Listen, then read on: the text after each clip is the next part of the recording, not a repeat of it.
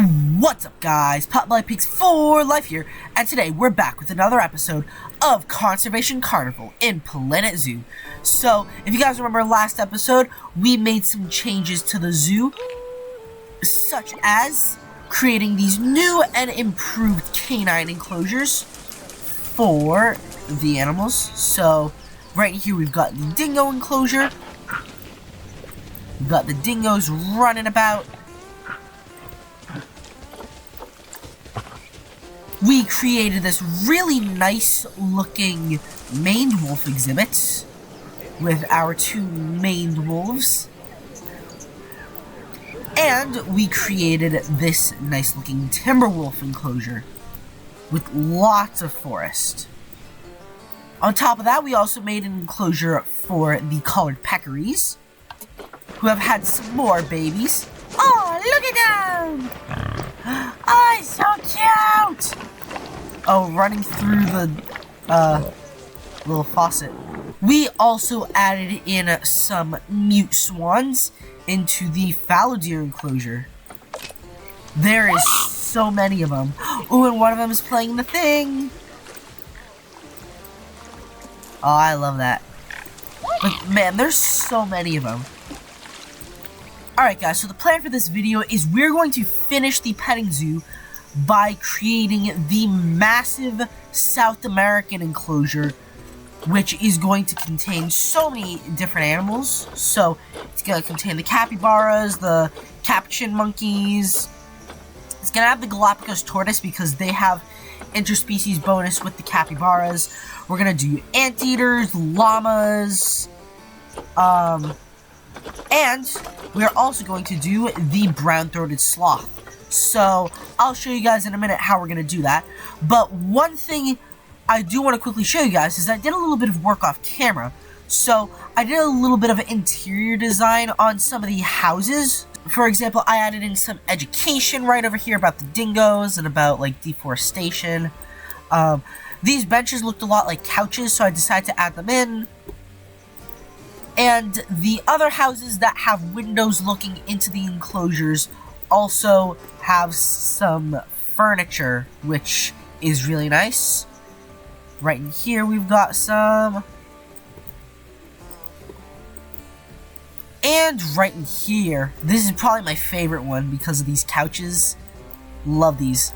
Alright, so then also, as you can see, I started working on the drive-through safari area of the zoo. So the idea is, this is where you would enter, you would just drive your car right through here, your car, quote-unquote. These are just some staff facilities, and then this is where you would exit. So, here's the idea. So, this first exhibit you drive in, this is going to be the Gemsbach enclosure, as you can see right here. Right over here. This will be the American bison. This will be for staff. So then right over here is going to be the Mongolian section. So that's going to be Bactrian camel, managed to get an albino one, or a leucistic one, same difference. As well as the Przewalski's horse and the Saiga. And then this is going to be a giant African section with zebras, African buffalo, both types of wildebeest, ostriches, and sable antelope. Alright guys, so here's the plan. So the plan is, obviously, we're going to start off by finishing the petting zoo.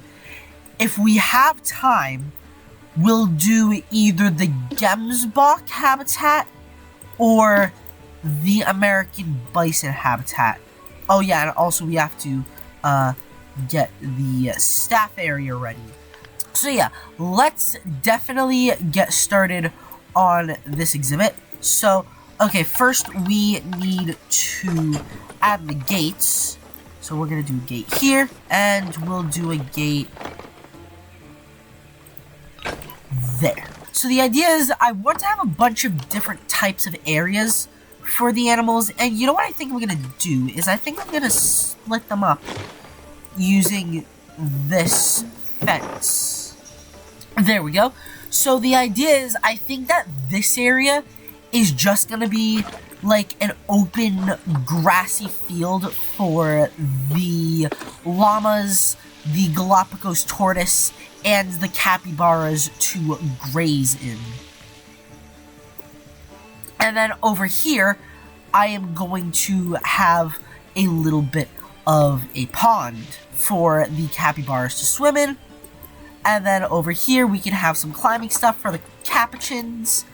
And then I'll show you how I'm going to incorporate the brown-throated sloths. So we're just gonna add this in right here. We're gonna go ahead and add these guys. And then we're just gonna get rid of everything. There we go. Now it looks like the brown-throated sloths are part of this enclosure. We do have to lower the humidity though.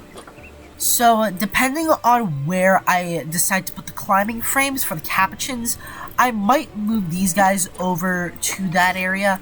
But yeah, one thing I'm going to do is I'm just going to start by covering this thing with long grass. Alright guys, so I do apologize if I sounded super dead inside. I was very congested while I recorded this first half of the video for whatever reason. But yeah, thankfully I am doing much better now.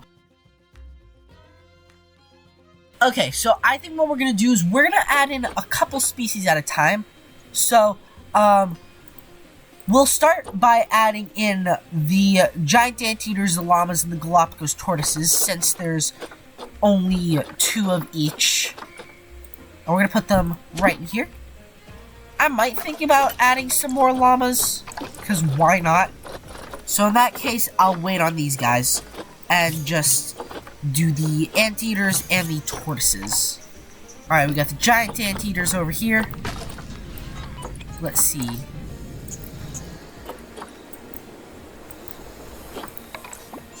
They need a lot more soil, and they need a lot more short grass. So one thing I might start is I might start working on the pond. And I'm just gonna make like a random little shape.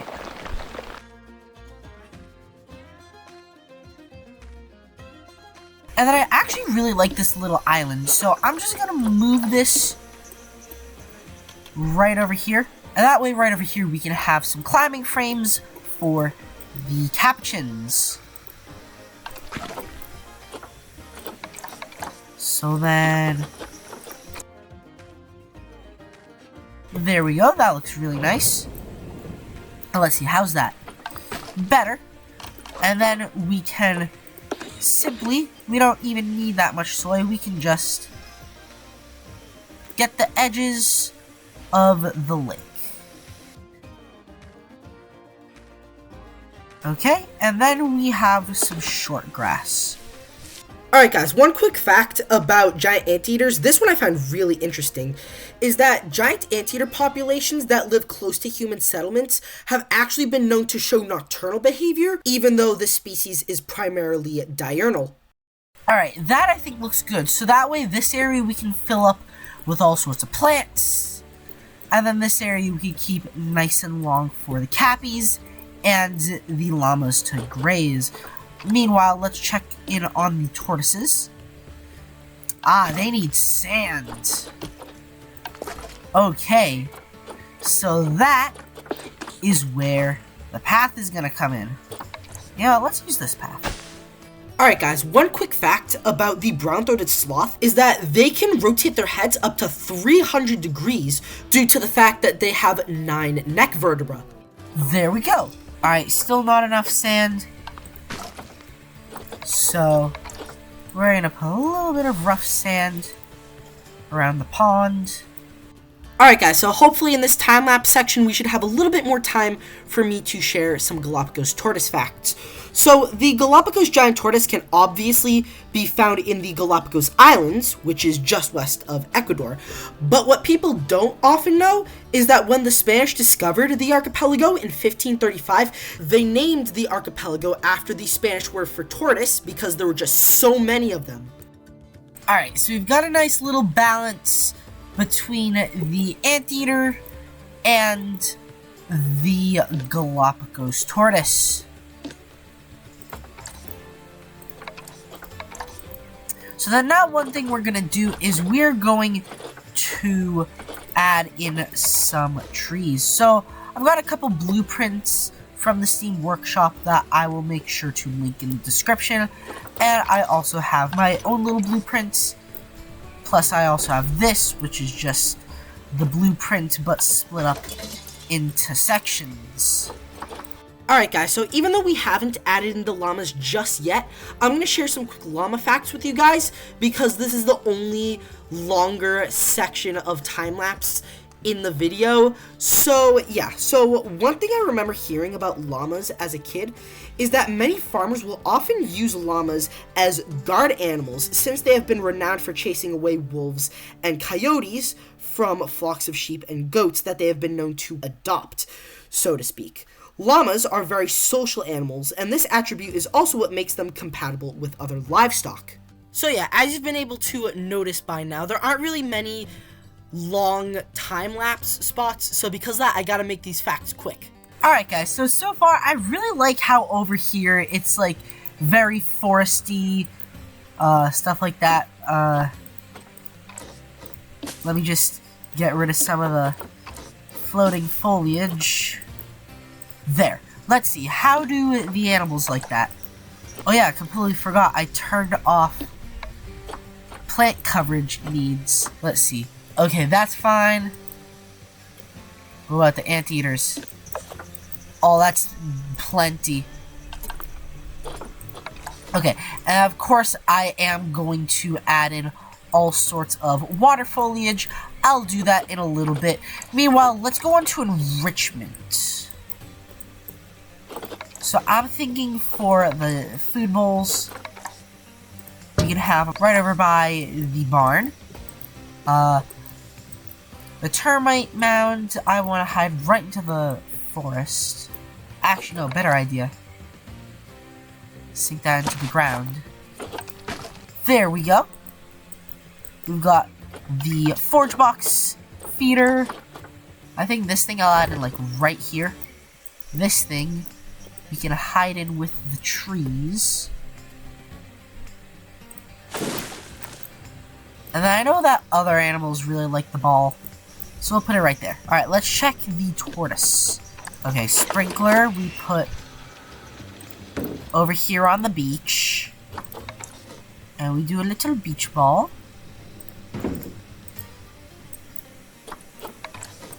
And then the fruit spike tree we'll put there. For the bedding.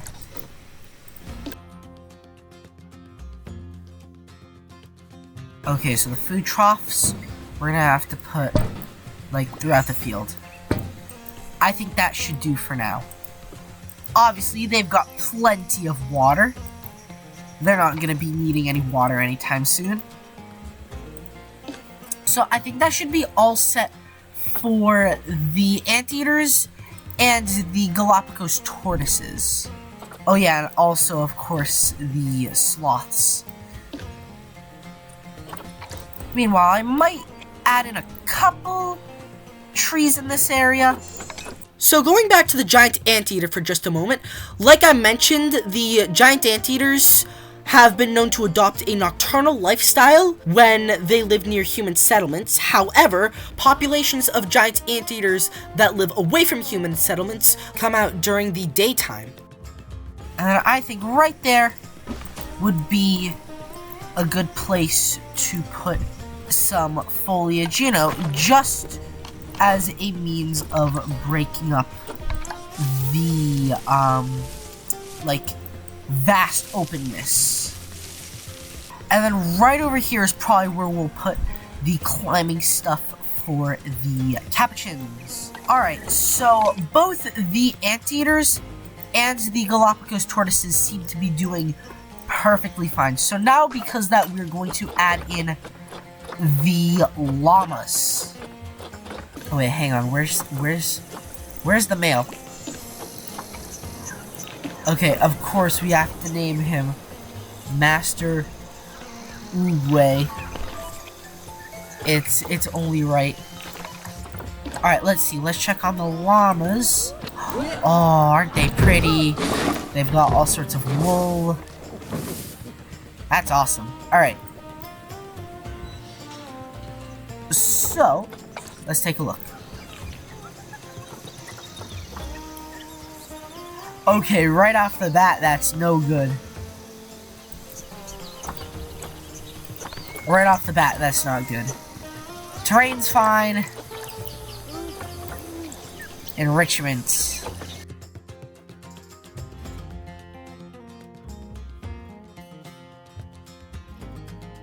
Yeah, there's pretty much nothing we can do about the plant coverage. They're pretty much just gonna have to deal with it. I'm sorry. So yeah, let's just turn off plant needs. Oh man, look at these guys. These guys are pretty. Oh, they want to go for a swim. Yeah, I don't blame them, honestly. Ooh, we got a little light for the sloths. That's awesome. I love that, actually. Okay, so now it is time to add in the reason why we are having all these species in one exhibit, and that is the capybara. Alright, and of course, we have to rename them. This is Gort. That's Kumala.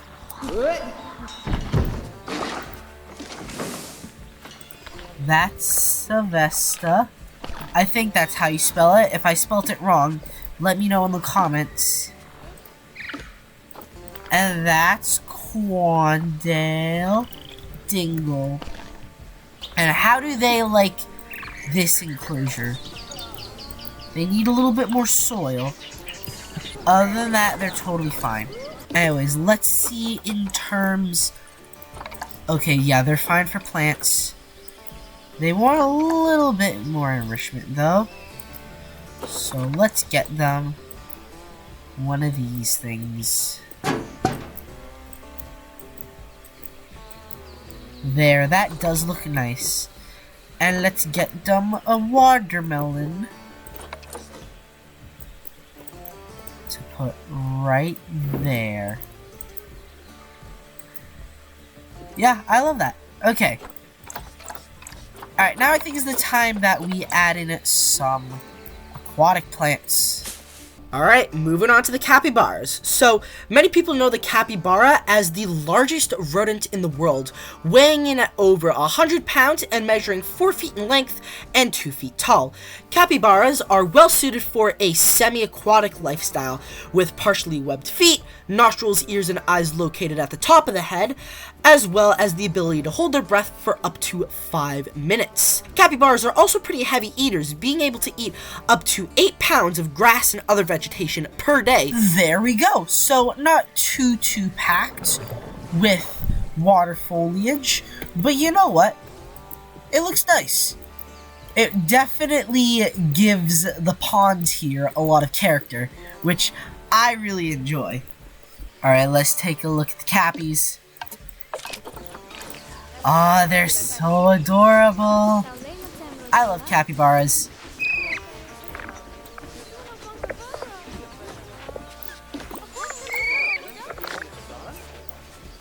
They're just like giant guinea pigs. Where are you going? Where are you going, Gort? Alright, I think it's time that we add in the final animal to this enclosure, and that is the Colombian White-Faced Capuchin Monkey. Send them right into here.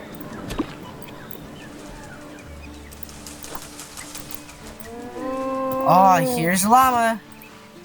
Let's take a look.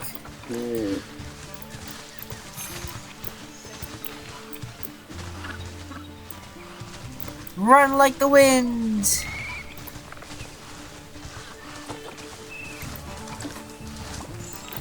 Oh my gosh! I think these guys are mating. They are! Ooh, and we're about to get baby llamas too!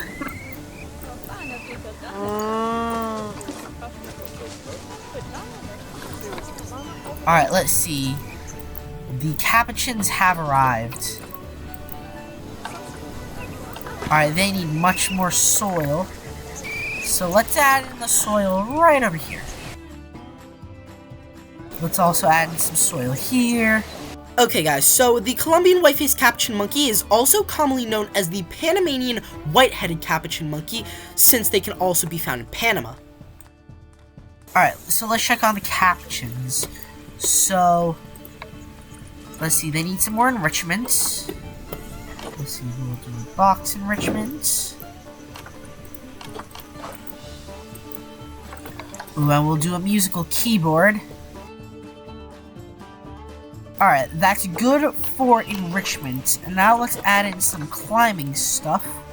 So, the Capuchin monkeys get their name from the Capuchin friars in Italy, who are renowned for wearing head coverings that look strikingly similar to the tufts of fur on the heads of the Capuchin monkeys.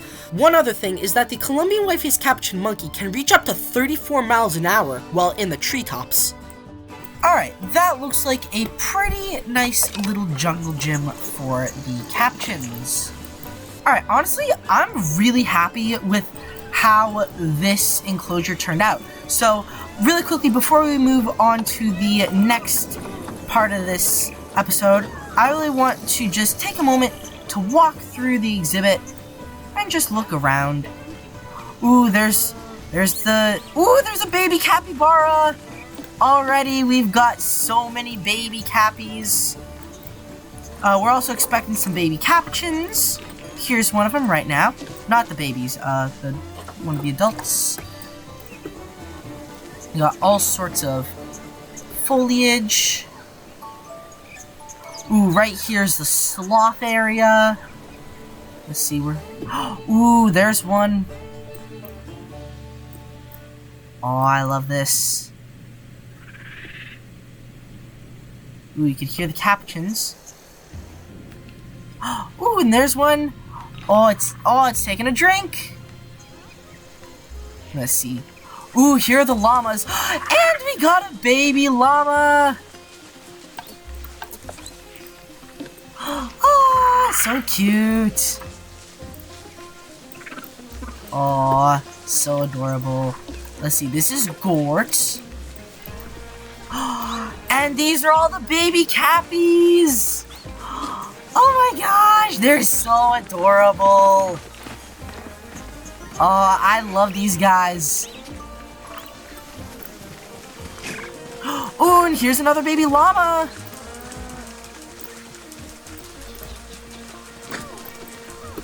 That's so adorable. Alright. So then let's see. You go up the bridge. Which one is that? That is Quandale, who's expecting offspring. Where are the tortoises? Ooh, here's some of the baby tortoises.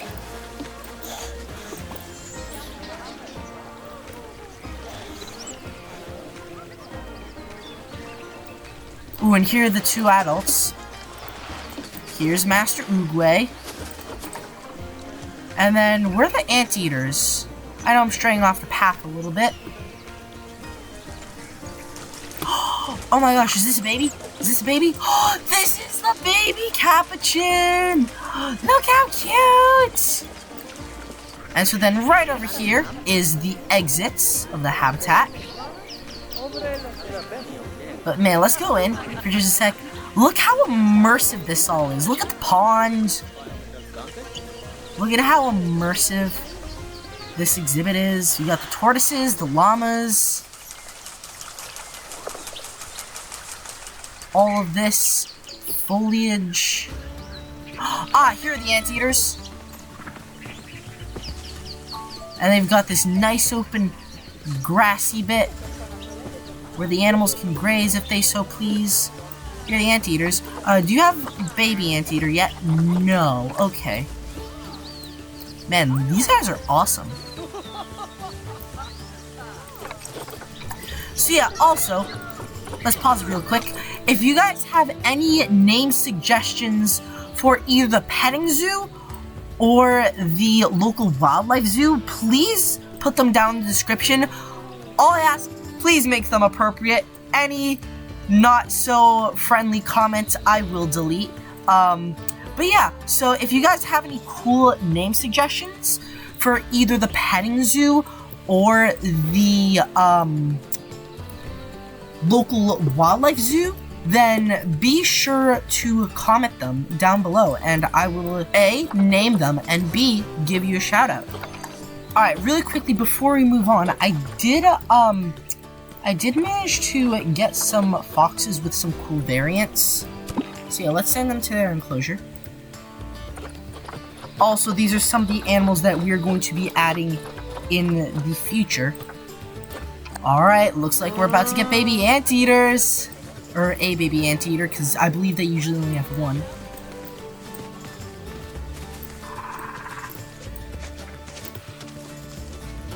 Man, all the animals in this exhibit's got the zoomies.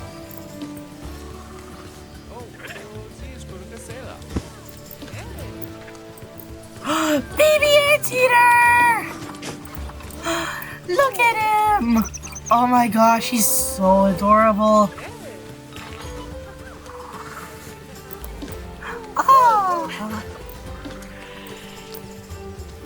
Let's take a look at a couple of the babies. Ah, baby monkey!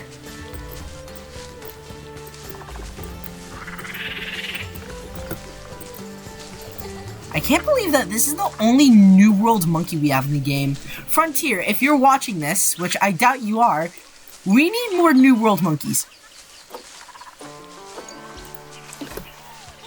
That, along with muskox, that's probably my top animal that I want, is muskox.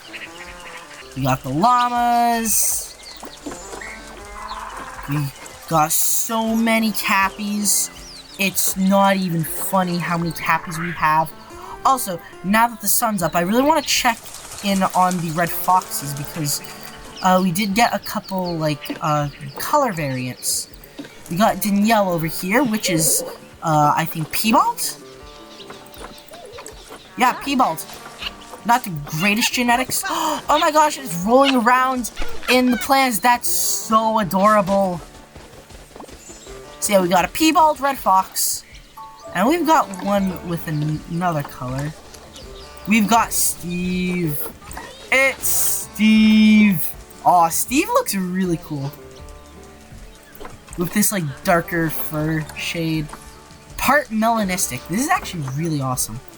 But yeah, I think that is a great place to wrap up today's video. I know I said that we would add in one more animal, but you know what? I feel like this video is getting long enough, especially since this video, unlike many of my other videos, was spent more going into the thought process of this habitat, especially since there are so many different animals with different accommodations. So, like, for example, we have the climbing frames for the capuchins and the giant pond, or this isn't even a pond, this is a lake for the capybaras, as well as the fact that I wanted to capture the sort of Amazon rainforest type vibe, while also wanting to keep the fact that, like, you know, this is, like, a yard, and this is, like, well kept, and, like, some grazing space for the llamas.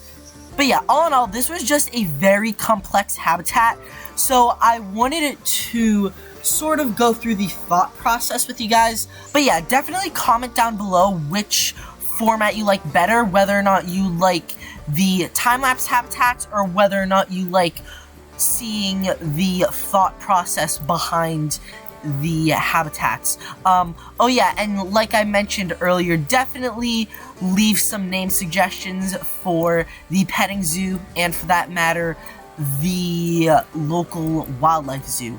But yeah, so that's pretty much going to wrap up today's video. So next episode, we are going to start the new section of the zoo, which is going to be the drive-through safari. So we'll get the staff area up and running.